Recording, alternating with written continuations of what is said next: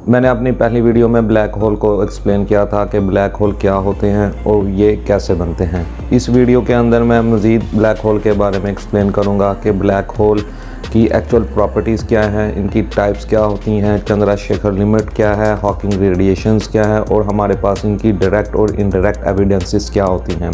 ये सब are coming up right now.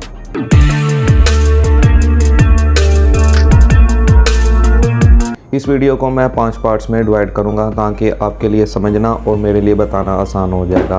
First part black hole and their types, second black hole their properties, third part Chandrashekhar limit, fourth part Hawking radiation, fifth part direct and indirect evidences.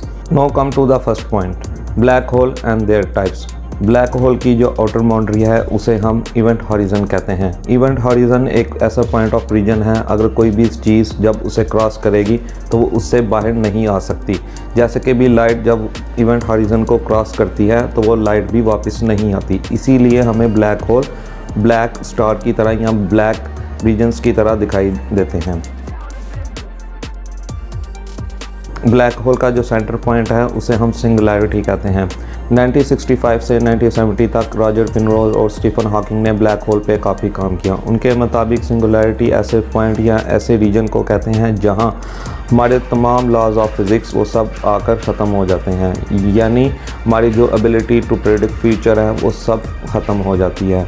Means एक ऐसे point को singularity कहा जाएगा जहां हमारी जो current knowledge of physics है या करंट नॉलेज ऑफ लॉज हैं वो सब के सब आके ख़त्म हो जाते हैं, उसे हम सिंगुलैरिटी कहते हैं। सिंगुलैरिटी को पॉइंट ऑफ ओरिजिन या बिग बैंग स्टार्टिंग पॉइंट से भी तशबीह दी जाती है। कुछ साइंटिस्ट के मुताबिक सिंगुलैरिटी ही हमारे बिग बैंग का स्टार्टिंग पॉइंट है, लेकिन ये चीज़ अभी कंफर्म नहीं, इस पे अभी मज़ीद बहस जारी है। ब्लैक होल को हम 4 टाइप्स के अंदर क्लासिफाइड करते हैं।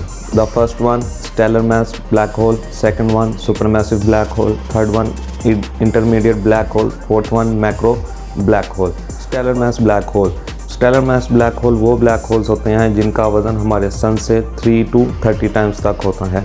इस तरह के ब्लैक होल हर गैलेक्सी में बहुत ज़्यादा तादाद, बहुत ज़्यादा क्वांटिटी के अंदर पाए जाते हैं। सुपरमैसिव ब्लैक होल वो ब्लैक होल्स हैं जिनका वज़न हमारे सन से 10 की पावर 6 से 10 की पावर 10 तक होता है। इस तरह का ब्लैक होल हर गैलेक्सी के सेंटर में पाया जाता है। जैसे कि हमारी गैलेक्सी मिल्की वे, इसके भी सेंटर में एक ब्लैक होल जिसे सिगेरियस ए के नाम से कहा जाता है ब्लैक होल पाया जाता है। Third one intermediate black hole and fourth one macro black hole. Second part of the video black hole and their properties. 1950 में आइंस्टाइन ने जनरल थ्योरी ऑफ रिलेटिविटी पेश की। जस्ट उसके 1 साल बाद ही रशियन साइंटिस्ट कार्ल श्वार्ज़स्टाइन ने आइंस्टाइन की equation को यूज़ करते हुए ब्लैक होल का फर्स्ट सोल्यूशन प्रोवाइड किया। उस वक्त ऐसे किसी भी ऑब्जेक्ट की एग्जिस्टेंस का कोई भी सबूत नहीं था। इवन आइंस्टाइन ने लिखा कि ऐसा कोई भी ऑब्जेक्ट नहीं पाया जाता, लेकिन आज ब्लैक होल उसकी एग्जिस्टेंस के हमारे पास बहुत सारे डायरेक्ट और इनडायरेक्ट एविडेंसेस भी मौजूद हैं, जिसे मैं अपनी इसी वीडियो के अंदर एक्सप्लेन करूंगा। ब्लैक होल की 3 प्रॉपर्टीज़ होती हैं, मास, चार्ज और स्पिन। अगर हमें मास पता हो तो हम इजीली ब्लैक होल की स्पिन और उसके इलेक्ट्रिक चार्ज को मालूम कर सकते हैं। Third part of the video is Chandrashekhar limit. जब कोई भी स्टार जब उसका फ्यूल ख़त्म हो तो वो ब्लैक होल या वाइट डॉर्क या न्यूट्रॉन स्टार में कन्वर्ट हो जाता है। ब्लैक होल किस तरह बनता है इसको मैंने अपनी पहली वाली वीडियो में कंप्लीट डिटेल के साथ एक्सप्लेन किया था। अब पॉइंट ये है कि कौन सा स्टार अपनी लाइफ टाइम ख़त्म होने के बाद ब्लैक होल बनेगा, कौन सा वाइट डॉर्क बनेगा और कौन सा न्यूट्रॉन स्टार बनेगा। इस चीज़ को चंद्रशेखर लिमिट के साथ हम एक्सप्लेन करेंगे। चंद्रशेखर लिमिट क्या है? जब कोई भी स्टार जब वो सन से 1.4 टाइम्स ज़्यादा होगा तो वो अपने फ्यूल ख़त्म होने पे अपने एंड ऑफ इट्स लाइफ में ब्लैक होल या न्यूट्रॉन स्टार में कन्वर्ट होगा।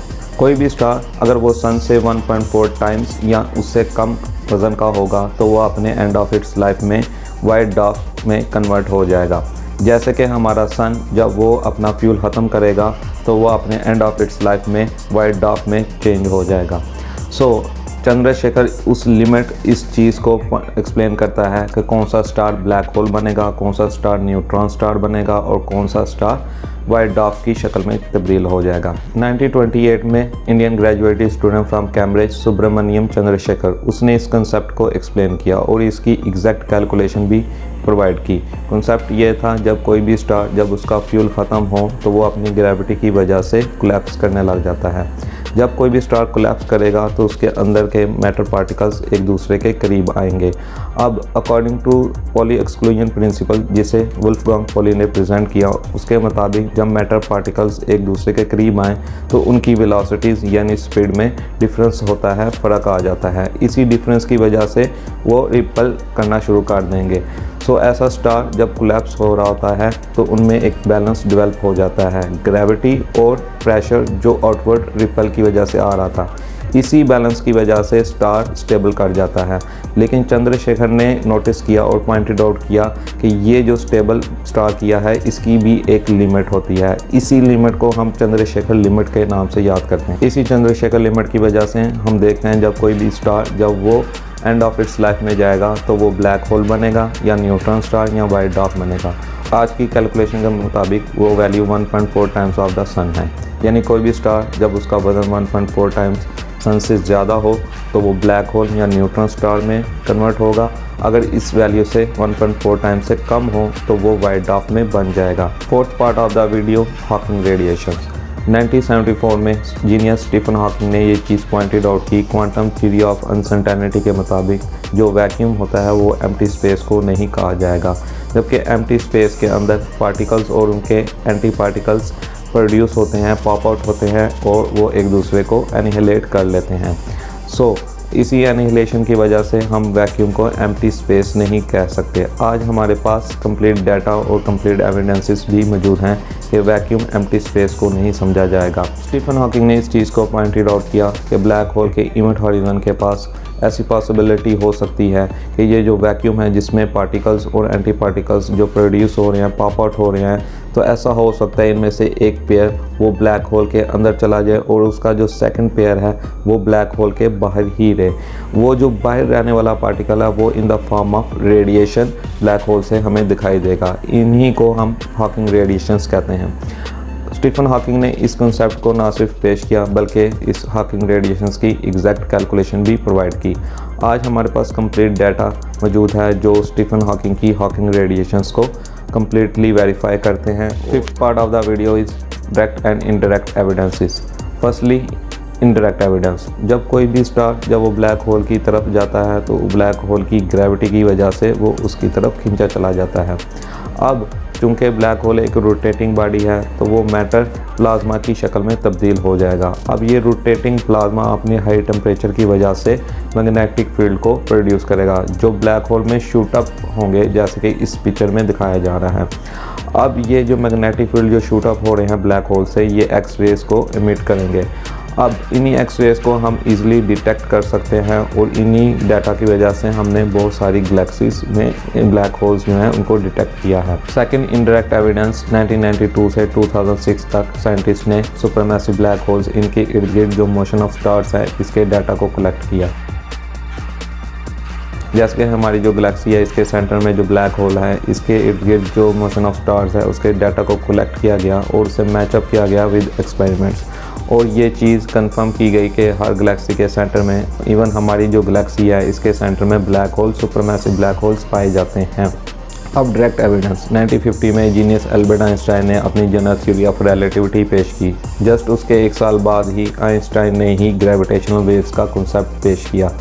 कॉन्सेप्ट ये था, जब कोई भी स्टार या कोई भी मैसिव ऑब्जेक्ट जब वो स्पेस में मूव करता है तो वो अपने साथ ग्रेविटेशनल वेव्स को भी प्रोड्यूस करेगा, जस्ट लाइक वाटर में जैसे वाटर वेव्स प्रोड्यूस होती हैं।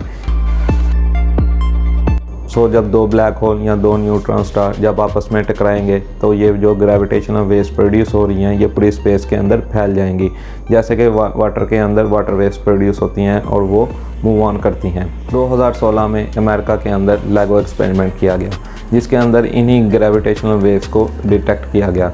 अब इसी एक्सपेरिमेंट की वजह से 2017 के अंदर किप थॉर्न, बैरी बैरिश और रेनर राइस को नोबेल प्राइज़ से भी नवाजा गया।